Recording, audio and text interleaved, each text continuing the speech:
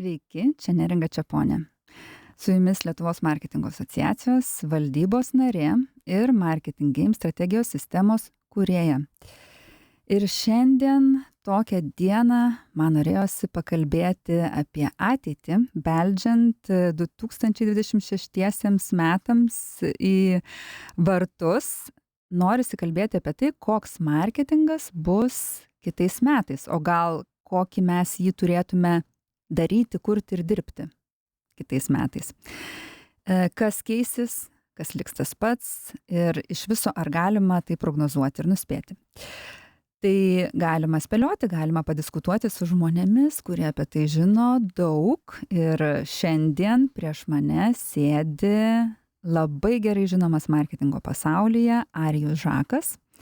Tai yra žmogus, kuris apie 20 metų vadovavo reklamos ir marketingo agentūroms Lietuvoje, taip? Aš mažiau. Tai skamba solidžiai. Aš paskaičiavau, suapvalinau, kad apie 20 metų. Ir beveik, šitą iškirpsim beveik. Dirbdamas strategijos kūrybos verslo vystymo srityse su tikrai labai žinomais prekių ženklais tiek Lietuvoje, tiek užsienyje, padėjo verslams priimti kritinius sprendimus skaitmeninės transformacijos metu. Ir dabar mes matome, kad vyksta tam tikra skaitmeninė transformacija, ji turbūt vyko ir vyks, tik tai skirtingais rakursais. Šiandien Arijus taip pat yra vienas aktyviausių marketingo turinių kūrėjų Lietuvoje ir turi savo naujienlaiškį, kurį prenumeruoja apie 3,5 tūkstančio žmonių ir aš esu vienas iš prenumeratorių. Labai malonu. Ir tikrai tą naujienlaiškį skaitau. Man labai įdomu, kaip tu atvirai daliniesi. Labai norėčiau pakviesti ir daugiau žmonių, kurie domisi marketingu, prenumeruoti Substack.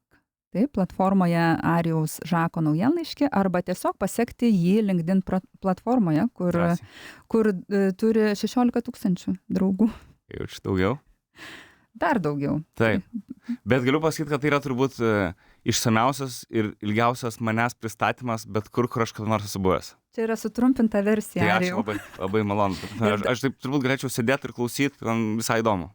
Tai labai gerai. Tai mes norėtume sėdėti ir klausyti, ką tu iš tos visos patirties mums papasakotum apie marketingą. Tai dabar pirmoji marketingo meniu dalis bus užkandis. Ir Arijau, papasakok, mane užkabino tavo mintis, kurią aš ar girdėjau, ar skaičiau, kad neverta nieko bandyti prognozuoti, geriau suplanuoti. Tai gal gali paaiškinti, ką turi omenyje ir kaip mums kur prognozuoti, kur planuoti ir kaip tai daryti, kuriant kitų metų marketingą? Aš manau, kad apskritai marketinge prognozės yra beveik neįmanomos, išskyrus tuos, kurios yra pamatuojamos faktiniais skaičiais, kurias tu gali išprognozuoti iš praeities rezultatų, sakykim, savo elektroniniai komercijai. Tu gali sužinoti, kiek tau reikės skirti pinigų tam, kad pas tave ateitų vienas pirkimas ar pardavimas.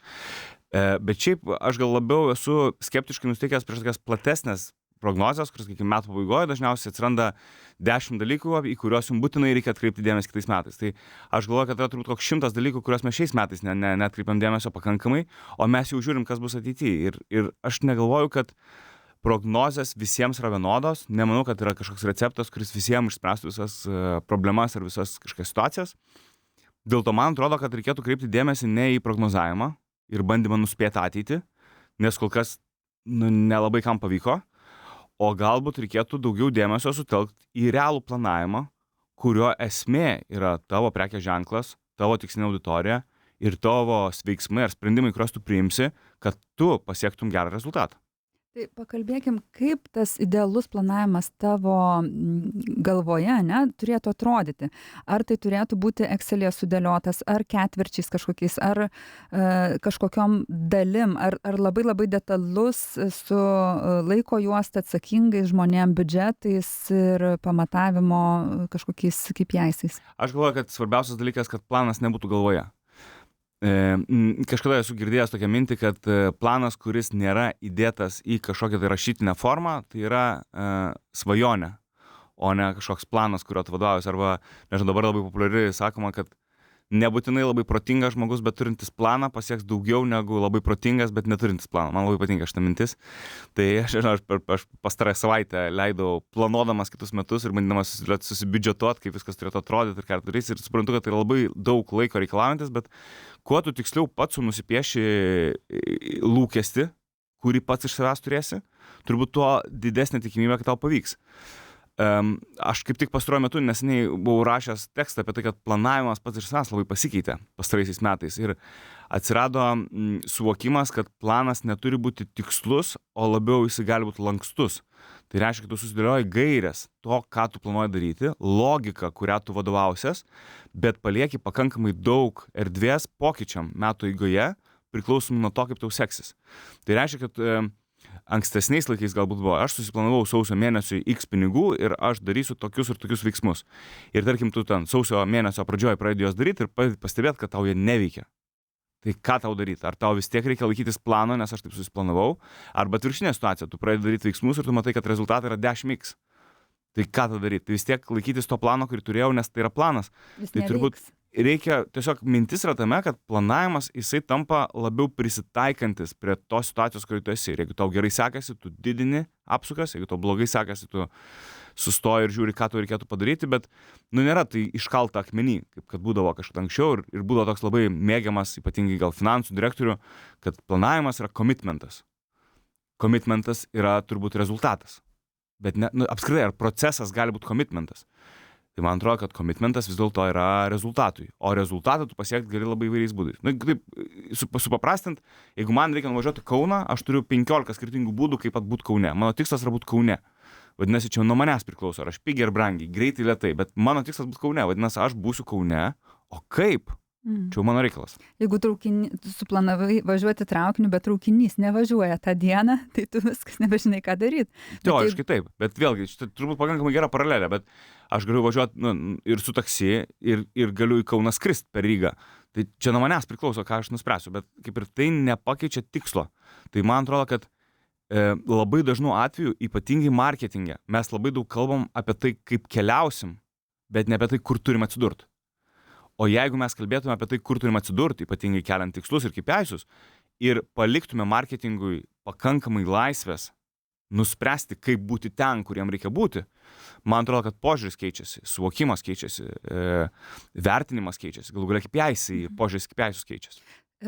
Suprasti ten, kur norime būti, tai yra žinoti savo strategiją. Tai jeigu mes planuojame metų pabaigoje marketingo planą, kuriame, kas kiek laiko reikia peržiūrėti strategiją ir bendrai ar galima suplanuoti marketingo metus be strategijos? Aš gal pastaraisiais metais nesu didelis fanas strategijos tokios, kokia jinai būdavo anksčiau. Man atrodo, kad ankstesnė strategija, taip atsiviniokim gal keletą metų atgal ir visą tai, kas buvo prieš tai. Strategija reikšdavo, kad nauja agentūra pradeda dirbti su naujų klientų ir pirmas dalykas, ką reikia padaryti, reikia sukurti strategiją.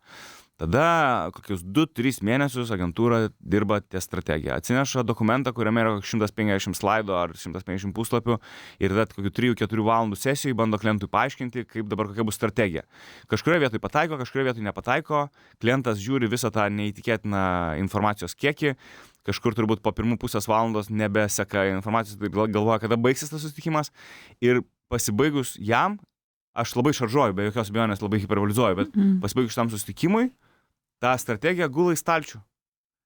Ir jeigu kažkas kažkada kažką darys, tikėtina, kad iš stalčiaus išsitrauks, pasižiūrės, bet tai nebus dokumentas, kurio pagrindu greičiausiai vyks darbas. Gal kažkokie fragmentai, gal. Ir mano įsivaizdavimu, kad mes atkeliavom į tokį laiką, kada veikia strateginės gairės.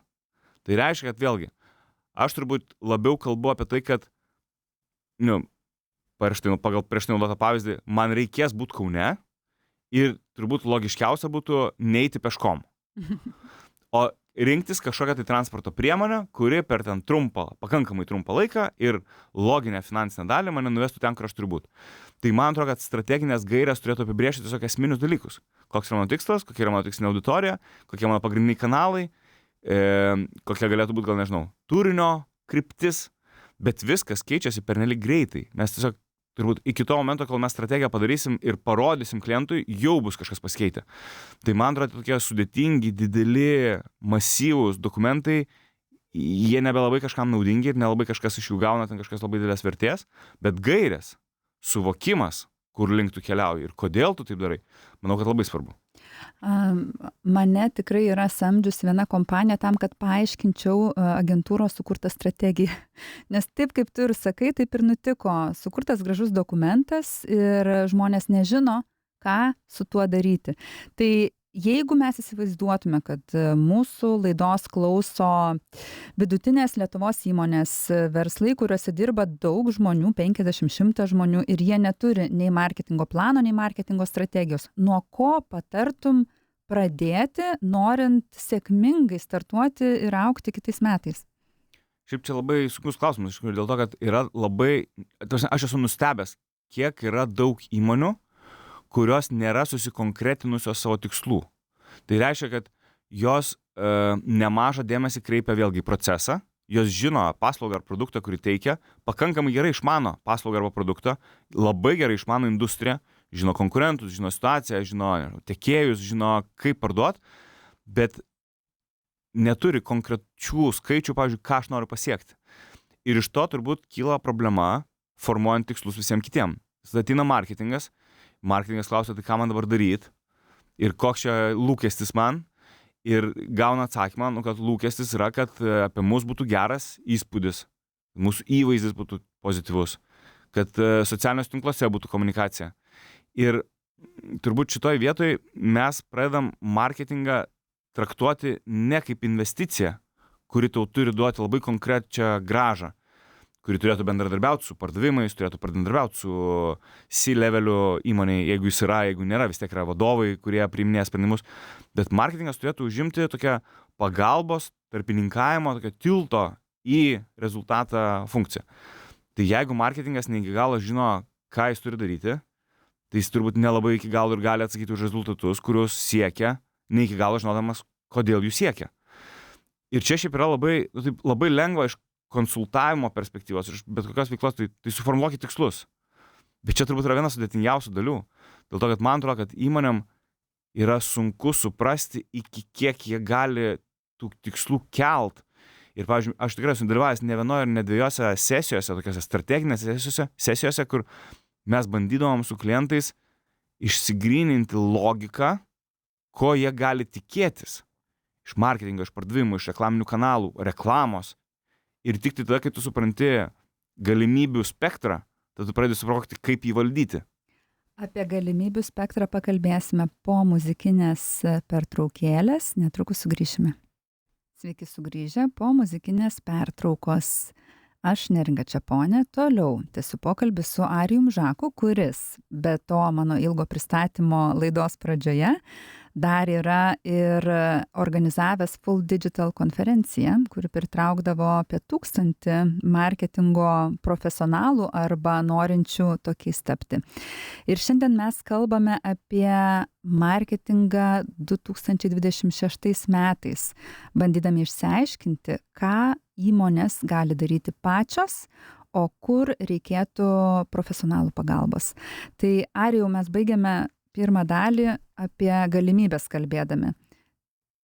Kiek dirbant su klientais, tu turi pasakoti apie marketingo galimybės ir edukuoti, o kiek reikia iš karto imtis darbų, nes visi jau daugiau mažiau žino, ko tikisi iš marketingo.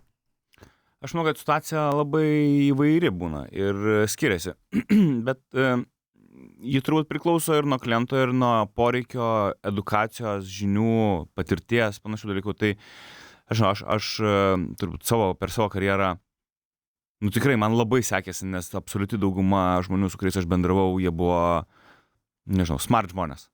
Ir net jeigu kažkurioje vietoje kažkas kažko nežino, tai labiau netrūkumas, o labiau tiesiog gal diskusijos pagrindas. Aš visai galvoju, kad vėlgi grįžtant prie to, kad pasaulis juda ir vyksta per dideliu tempu šiuo metu, aš kartais jaučiuosi, kad aš nespėju. Ir jeigu tu patostagavai kelias savaitės ir nesiekiai naujienų, tu tikrai turi skirti kokią dieną, kad pagaut, kas čia įvyko. Net nekalbant apie AI, kiek tai sukuria dar papildomo greičio, galimybių, funkcionalumų ir panašiai. Tai aš skaičiau, kad šiaip bendras turbūt marketingo lygis jis yra visada augantis. Man atrodo, pagal marketingo renginių situaciją matom, kad žinių žmonės nori. Net ir kitose konferencijose marketinginiai pranešimai dažniausiai būna perpildyti žmonėmis. Tai man atrodo, kad ši bendra situacija, manau, kad yra tikrai nebloga. Situacija yra įvairi skirtingose kompanijose. Irgi matau Lietuvoje labai daug verslų, kurie sėkmingai veikia ne vieną dešimtmetį, tačiau sako, pas mus marketingo nėra. Mano atsakymas visada būna, kiekvienam versle, kuris turi klientą, kliento kelionę, kainodarą, komunikaciją, produktą, yra marketingas, tik tai tas funkcijas atlieka kažkas kitas. Tai pakalbėkime dabar, kokias marketingo dalis įmonės, ta vidutinė įmonė, kurioje dirba apie 100 žmonių, bet neturi dirbančio marketingo specialisto, ką jie galėtų visgi pasidaryti patys, nes yra daugybė įrankių, galbūt mokymų, o ką reikėtų atiduoti į profesionalo rankas. Tai mes kalbėjome apie strategiją ir marketingo planą. Kaip tu manai, ta vidutinė įmonė, kuri išmano savo produktą, galvoja tikrai, kad pažįsta daugybę metų savo klientą, strategija tokia, kokią jie įsivaizduoja ir planas? Aš gal apšitai skaičiau, kad pats faktas, kad dalis įmonių neturi marketingo, turbūt tai padiktavo tam tikras kontekstas, kuriame įmonė atsidūrė. Pavyzdžiui, aš visai neseniai bendravau su įmonės vadovu, įmonė, kuri generuoja milijoninę apyvartą ir ne 1 milijono apyvartą, turi darbuotojų ir turi tikrai 10+ metų patirtį versle. Bekalbant, vadovas sako, kad 2 mėnesius jau Facebook'e nėra įrašų. Todėl, kad aš nespėjau prie jų prisėst. Ir aš, pavyzdžiui, aš visiškai pilnai suprantu iš tos perspektyvos, kad greičiausiai šitą rolę jis prisėmė galbūt ir prieš 10 metų. Ir tiesiog jis niekada neturėjo progos tą rolę perduoti. Ir tiesiog tai yra toks kaip nusistovėjęs dalykas.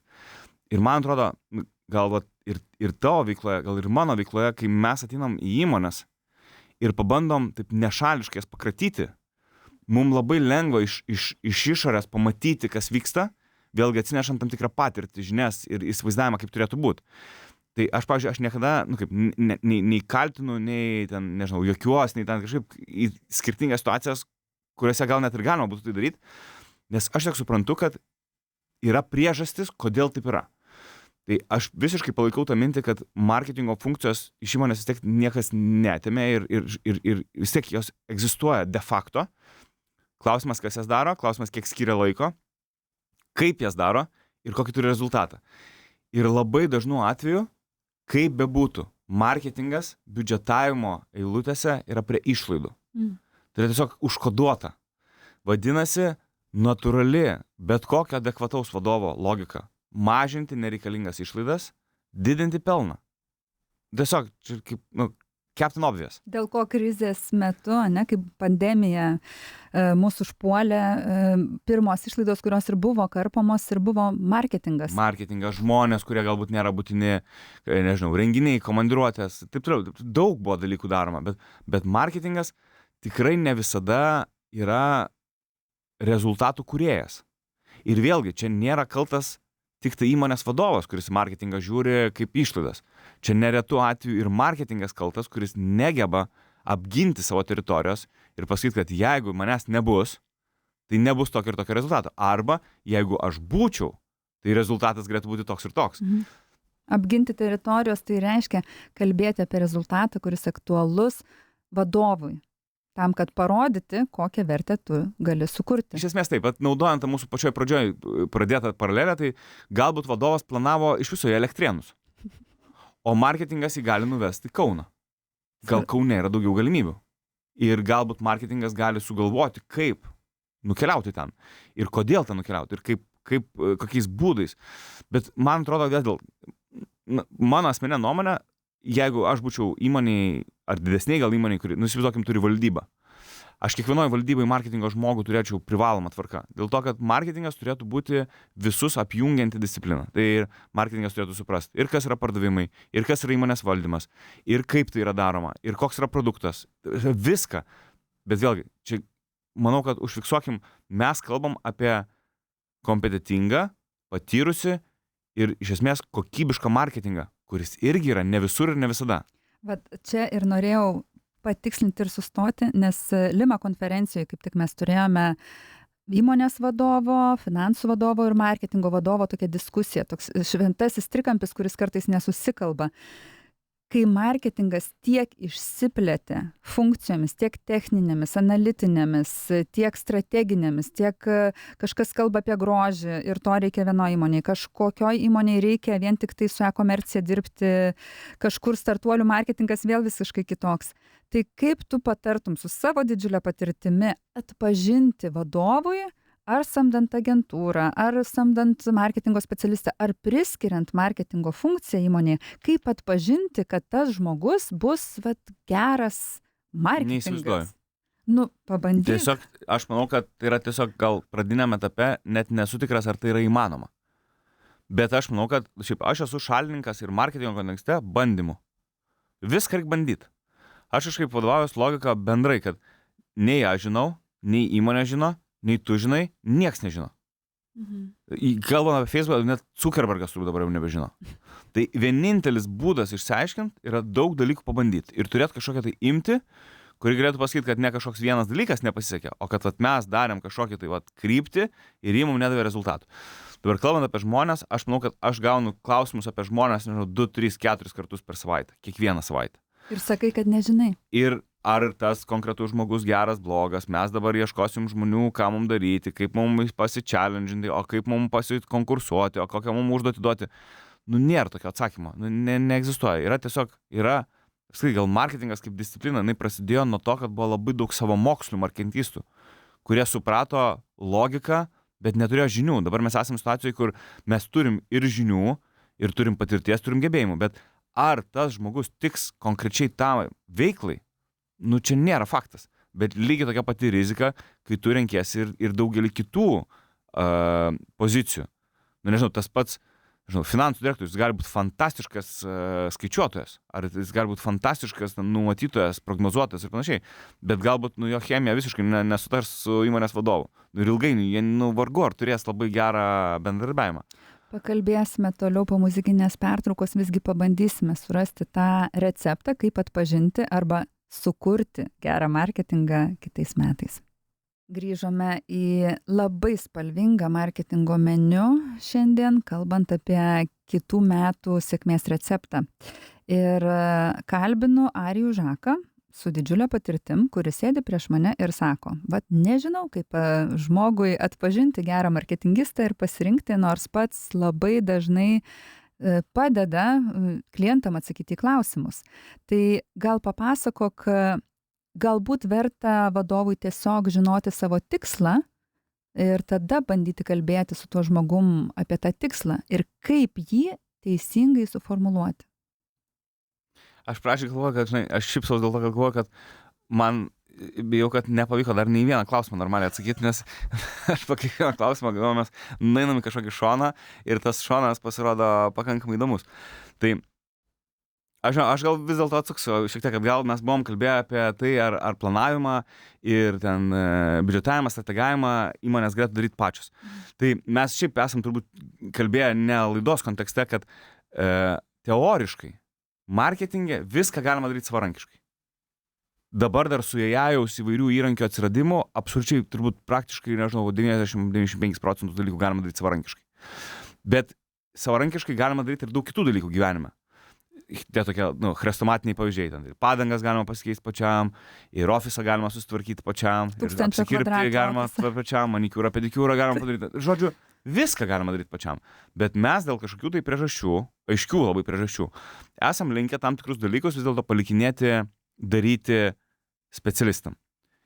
Tai buvo pakankamai dažnas klausimas dirbant agentūrai, kaip agentūra ir klientas galėtų susitarti dėl tam tikro balanso, kuriuose vietose agentūra iš tikrųjų gali atnešti vertės, o kuriuose vietose įmonė gali pasidaryti pati. Ir man atrodo, kad visas kaip ir tolimesnis kelias, jisai labai panašiai ir vyksta, kad agentūra dažnu atveju tampa strateginiu, tokiu mąstančiu partneriu, kuris atneša pagrindą, esmę, logiką. vadovaujasi įvairiais įrankiais, turi krūvą duomenų, dalyvauja mokymuose, dalyvauja įvairiuose, nežinau, seminaruose, kuriuose semėsi viso, turi didelę patirtį, vienu metu dirba su daug klientų, vadinasi, gali apdoroti daug informacijos, yra pridaręs krūvą klaidų, žino, ko nebedaryti. Tad man atrodo, kad bazė ir esmė, pagrindas, ant kurio tu statysi visą savo veiklą, labai dažnu atveju specialistai yra geras sprendimas. Kai tu jau turi bazę ir tu turi kažkokį planą ar logiką, tai turbūt, kad tikslo link tu gali keliauti ir nemažai dalykų darydamas savarankiškai. Ypatingai, gal turėdamas komandų žmonių, kurie geba, supranta arba nori suprasti, pasinaudojo AI-aus įrankiais, kurie gali tau padėti tam. Vėlgi, aš toks AI-aus kontekste, man jis patinka, bet aš nesu visiškai toks aklas fanas. Man atrodo, kad vėlgi, nepadaro jis visko už mus.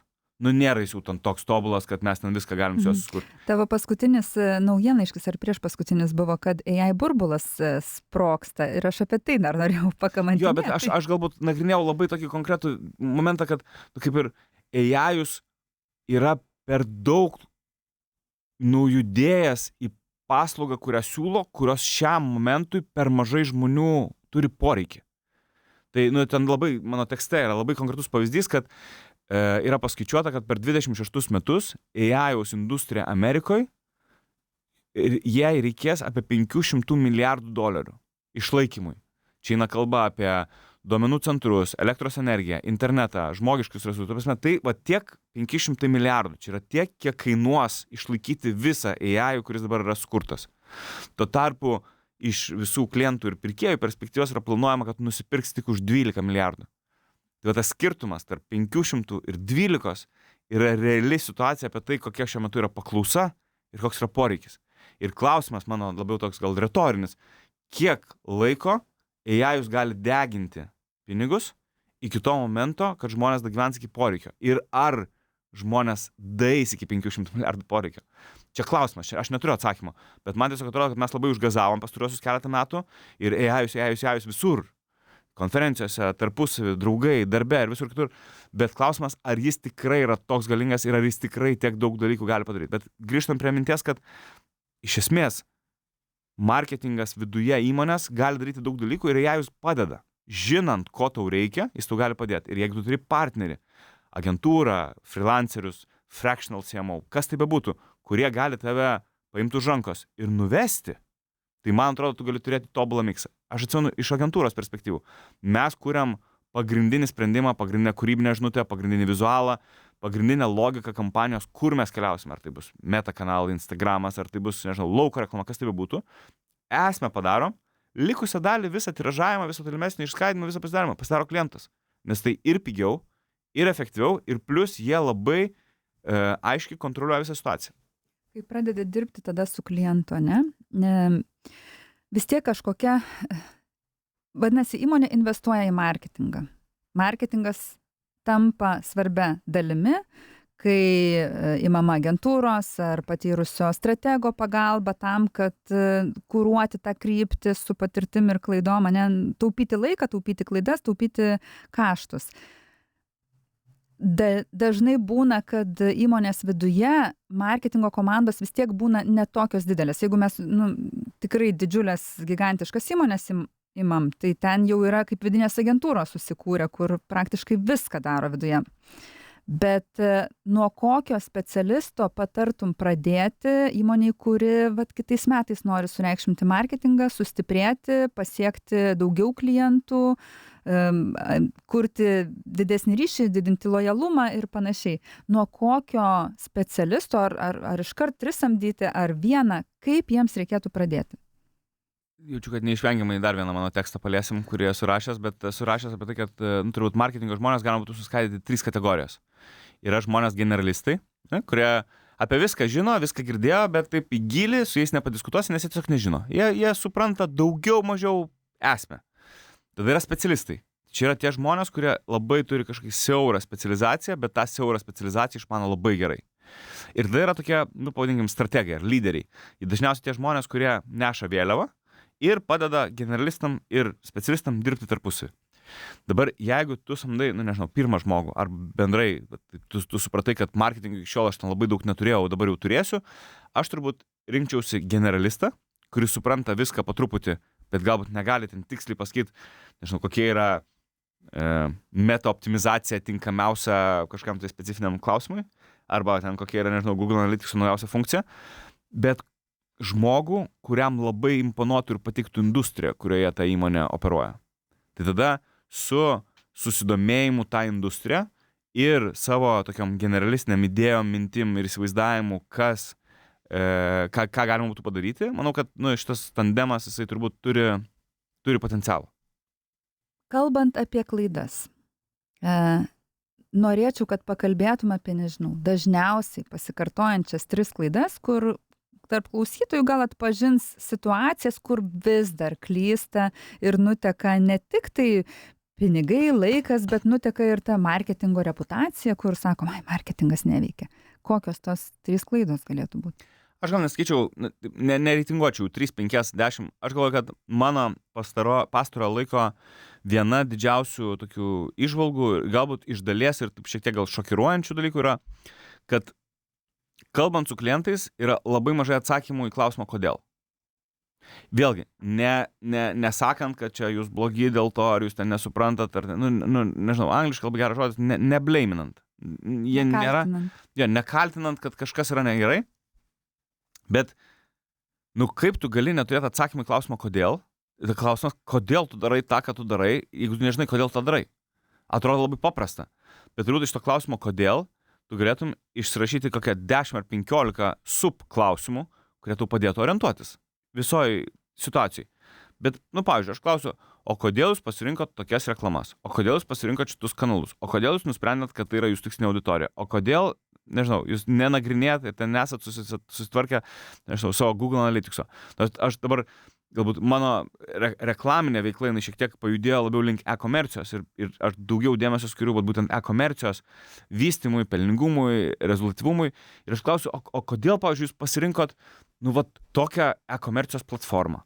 O kodėl jūs pasirinkot šitą mokėjimo tarpininką? Ir dažniausias atsakymas yra, nes todėl. O tas nes todėl yra kaip? Nes kažkas patarė, nes kažkas gal neįsigilino į kontekstą ir taip pasakė. Nes kažkam suveikė. Kažkur kažką perskaičiau, kažkoje konferencijoje kažką išgirdau, kažką pažįstu. Ir visa tai suformuluoja tam tikrą marketinginį miksą, kuris absoliučiai nebūtinai veikia. Ir tada, kai jisai neveikia, niekas nekvestionuoja būdo, kaip jisai buvo padarytas, o kvestionuoja marketingą kaip faktą, kuris neveikia. Tai aš sakyčiau, bet kokias klaidas galima turbūt pastebėti, nagrinėjant klausimą kodėl ir bandant paklausti kodėl į absoliučiai kiekvieną dalelytę to, ką marketingo, tokią įmonę daro, turbūt per marketingo perspektyvą. Labai geras patarimas. 3 kartus kodėl. Jeigu top 3 klaidos, tai kodėl.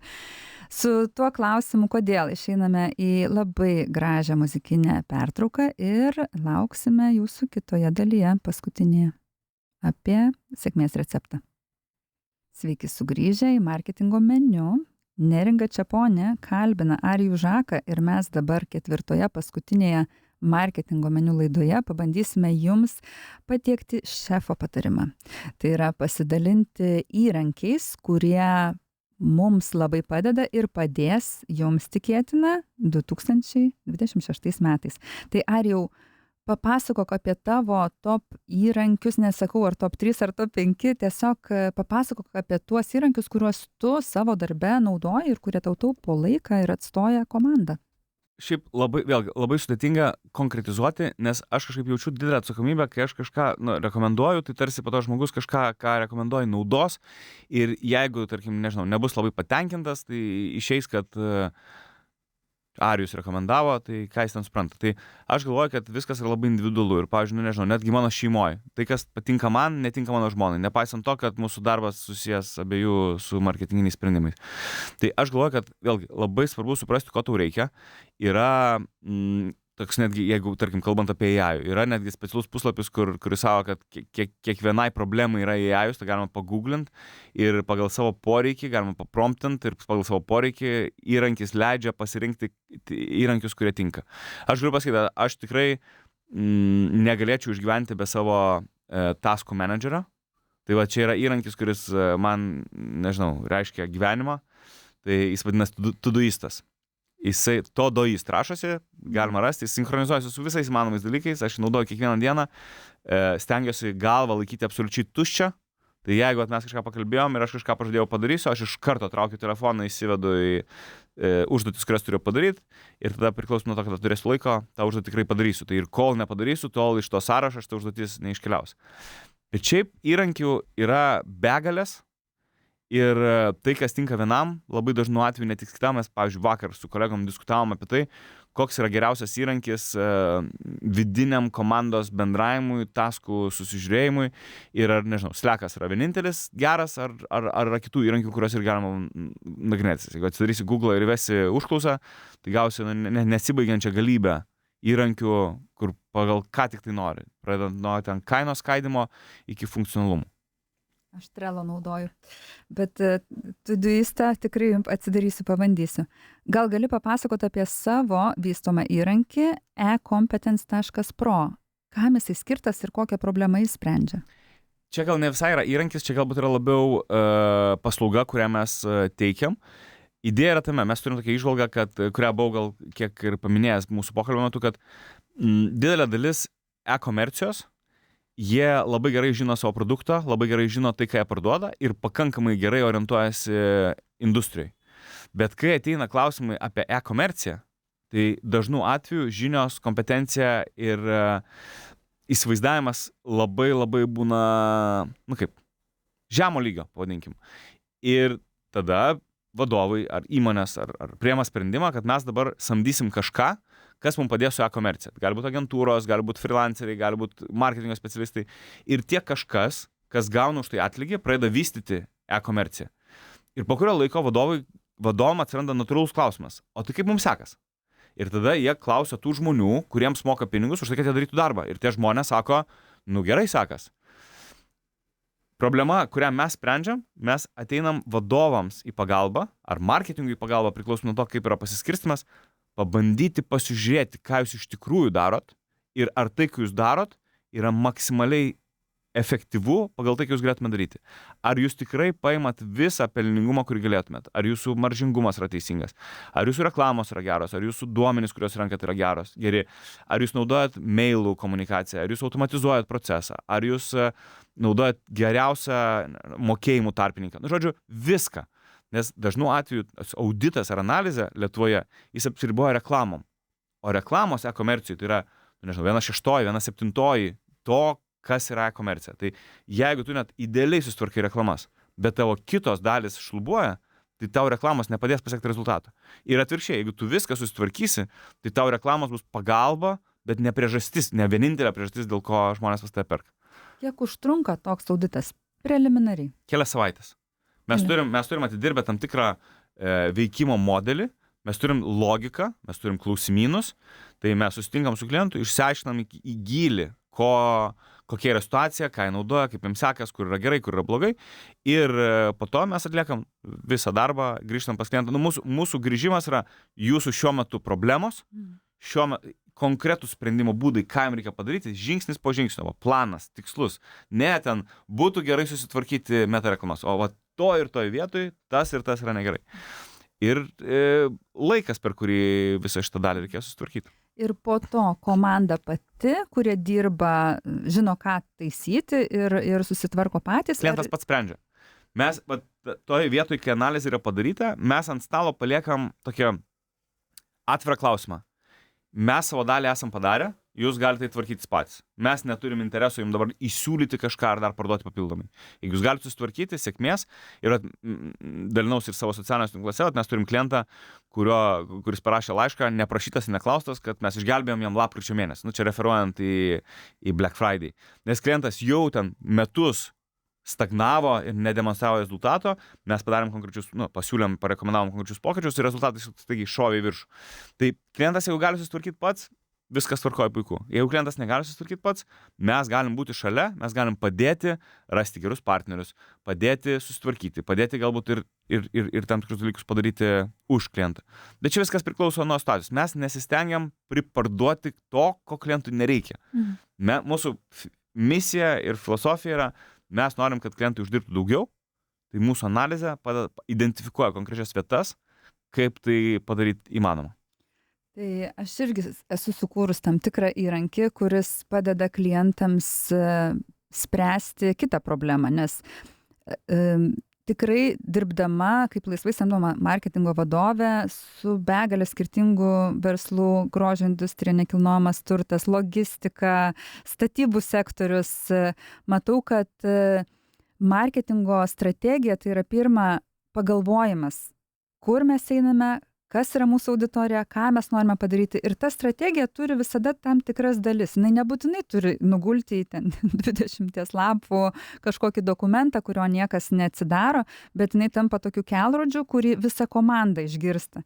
Nes kartais būna pas vadovą galvoje strategija yra, bet ją reikia sudėti, praplėsti ir perduoti taip, kad visa komanda važiuotų, kaip suteptas vienas didelis vilkikas. Tai mano sukurta sistema marketinggame.com, kur aš sakau, jeigu marketingas būtų žaidimas, čia taisyklės kaip laimėti. Ir tai yra visiškai savarankiška strategijos sukūrimo sistema su tam tikrais žingsniais, kur žmonės pasižiūri video, gauna tam tikrą injekciją žinių, suprasti, ką dabar veiksime, ir tada gauna užduotį, kur arba patys susidėlioja, arba parašo promptą į ChatGPT. Tai mano klausimas tau, Arijau, kiek tu su ChatGPT dirbi, ar tu kiekvieną dieną bendrauji, ar tai yra visiškai tavo asistentas pagalbininkas, ar stengiasi atsiriboti nuo to ir naudoji kitus įrankius, ar nenaudoji? Aš naudoju ir ChatGPT, ir kitus įrankius, bet aš stengiuosi, aš nenaudoju AI-us tik dėl to, kad jis yra AI-us. Aš turiu turbūt labai konkrečius veiksmus, kuriuos man reikia padaryti, kurie AI-us man padeda. Ir tam tikri dalykai yra integruojasi, nežinau, mano visa platforma stovi ant Google'o, tai tam tikri dalykai integruojasi į Google'ą, yra įskiepiai, kurie padeda tiek, nežinau, elektroninių laiškų valdymą padaryti, tiek tas pats Todoistas, kuris yra, jis nėra AI-us, bet jis turi AI-us funkcijų. Tai turbūt kiekvienas sprendžia pagal tai, ką faktiškai dirba, kad savo darbą galėtų padaryti maksimaliai efektyviau. Tai laidos pabaigai visai trumpai po vieną tokį, nežinau, patarimą, receptą ar palinkėjimą tiems, kam rūpi marketingas augimui kitiems metams. Ko palinkėtum? Aš palinkėčiau netikėti, kad yra receptas, kuris gali jiem padėti. Aš manau, kad ir šventai to tikiu. Ta prasme, 120% tikiu, kad atsispirti reikėtų nuo tezės, kad nieks nežino. Ir dažnu atveju iš tikrųjų nieks nežino. Ir vienintelis kelias sužinoti yra bandyti. Ir jeigu tu savo filosofiniam kely, marketingė tame tarpe, nebijai eksperimentuoti, bet realistiškai, ne ten lozungais, bet faktiškai daryti dalykus ir bandyti, tu tikrai atrasi receptą, kuris tau suveiks galbūt vieną kartą, galbūt kelis kartus, ir po to, kai tu turėsi ten kažkokį tai efektyvumą, tau reikės bandyti toliau ir ieškoti toliau. Ir tai turėtų niekada nesibaigti. Tai yra dalykas, kuriuo juda šiuo metu dabartinis pasaulis. Tiek marketingo, tiek ne tik. Nes galų gale esame žmonės, viskas greitai keičiasi ir atsirandame tokioje situacijoje, kai nežinau, ko nežinau. Ir čia turbūt yra didžiausias pavojus, bet tuo pačiu ir galimybės. Tai ačiū labai visiems, kurie mūsų klausėte šiais metais. Linkiu gero kelio į 2026. Ačiū, Arijau. Ačiū labai.